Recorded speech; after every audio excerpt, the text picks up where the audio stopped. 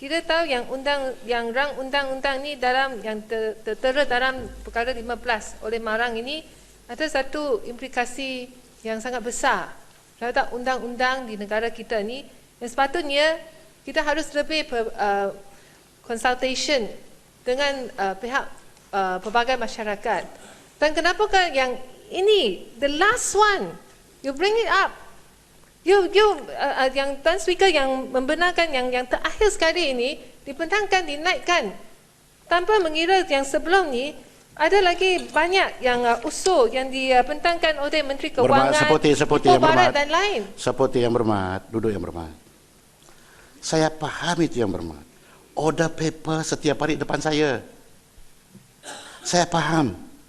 Tetapi apabila peraturan mesyuarat dibangkitkan seperti begitu, seperti peraturan mesyuarat 12, saya tidak boleh stop.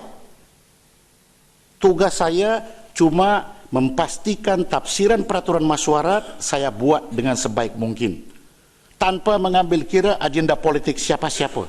Itu daripada dulu pendirian saya. Sepatutnya dalam soal begini, ahli yang berhormat jangan ambil kira pendirian politik. Bantu saya oleh kerana cuma dengan cara ini saya boleh mengatasi hadangan peraturan mesyuarat 15. Kerana kalau tidak ada usul dari ahli yang berhormat ataupun dari jejak lain akan boleh bawa setiap apapun yang perlu untuk masyarakat. Kalaupun ini saya benarkan sudah termasuk di atas, tidak semestinya perkara itu sudah dibincang. It's only priority up. You see, daripada 15 dinaikkan. Karena itu apa kehendak kerjaan di bawah peraturan mesyuarat 14.2, dan saya tidak mau panjangkan lagi cerita ini kerana itu keputusan saya yang berhormat.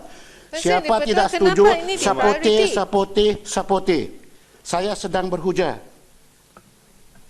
Apabila ada yang berhormat yang tidak bersetuju dengan keputusan saya ini, jelas peraturan mesyuarat 43, yaitu bawa usul yang tidak lebih daripada 2 hari notis.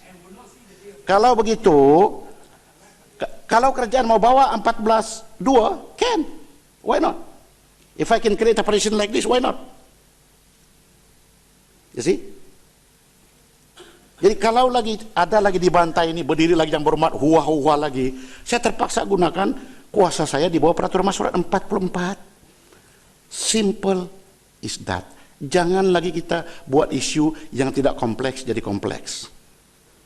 Jadi sekarang ini saya tidak mau dengar lagi apa-apa hujah dari yang berhormat berkenaan, maka saya kemukakan masalah ini kepada yang berhormat. Is it the same issue? It is the same issue, but if it is the same issue, already been the gist of that issue is already been uttered by yang berhormat yang lain. I don't need your opinion. Ini bukan ini, ya saya memang tahu. Okay, last one, because you represent from the east, Sarawak in Sabah. You represent Sabah in Sarawak, boys. I represent all Malaysian. Saya kasih yang berhormat atas sebab itu. Terima kasih. Saya rasa memang yang Tan Sri nak exercise your discretion. Di mana private members bill akan dibincangkan, boleh dibincangkan. Tapi saya rasa perkara ini merupakan satu perkara yang begitu sensitif, dan ini perkara ini haruslah ada lebih konsultatif dan bukan satu perkara yang boleh dibincangkan sebegitu in a rush manner, in such a rush manner. Your argument nothing to do with peraturan mesyuarat. Your argument is political. Yang berhormat, I am exercising my discretion, my power within the peraturan mesyuarat. Yang berhormat, yang berhormat yang lain jangan campur. Yang berhormat yang lain, please. It's illogical. If you say illogical, in other words, what you are saying that you are belittling me. Yang berhormat, Bandar Kuching. Kalau yang berhormat tidak mau saya gunakan peraturan mesyuarat 44, jangan lagi panjang dibarkan. Kerana ini adalah kehendak kerajaan di bawah peraturan mesyuarat 14.2. Nothing, not beyond that. Don't explain to me, bekas itu adalah apa alasan yang berhormat adalah alasan politik. I don't want to know that. See, kalau nanti ini dibahas yang berhormat bahwa ini kepentingan negara, adakah kerajaan negeri Sarawak dikonsultasikan? Adakah kerajaan negeri Sarawak dikonsultasikan? Duduk yang berhormat. Dengar saya. Lepas itu saya tidak mau lagi dengar siapa-siapa, kerana saya akan gunakan peraturan 44.